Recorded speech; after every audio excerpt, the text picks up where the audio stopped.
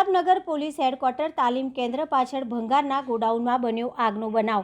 વડોદરાના પ્રતાપનગર તાલીમ કેન્દ્રની પાછળ ભંગારના ગોડાઉનમાં ગાડીના સ્ક્રેપમાં લાગી આગ લાગવાની ઘટના બનતાની સાથે જ તાત્કાલિક ફાયર વિભાગને જાણ કરવામાં આવતા ફાયર વિભાગની ટીમ ઘટના સ્થળે પહોંચી હતી અને પાણીનો મારો ચલાવી આગ ઉપર કાબૂ મેળવવાના પ્રયાસ હાથ ધર્યા હતા, જેમાં તેમને ભારે જહેમત બાદ સફળતા મળી હતી। ગરમીનો પારો દિવસે ને દિવસે વધી રહ્યો છે, ત્યારે અન્ય કોઈ જગ્યાએ આગના બનાવ બનતા હોય છે અને આ આગની ઉપર કાબૂ મેળવવા માટે વડોદરા ફાયર એન્ડ ઇમરજન્સી વિભાગના લશ્કરો ખડે પગે પ્રજાની સેવા કરતા હોય છે। ત્યારે આજરોજ વડોદરાના પ્રતાપનગર પોલીસ હેડક્વાર્ટર તાલીમ કેન્દ્રની પાછળ ભંગારના ગોડાઉનમાં આગની ઘટના બનવા પામી હતી, જ્યાં સમયસર ફાયર બ્રિગેડની ટીમ ઘટના સ્થળ ઉપર પહોંચી હતી અને આગ ઉપર કાબૂ મેળવ્યો હતો।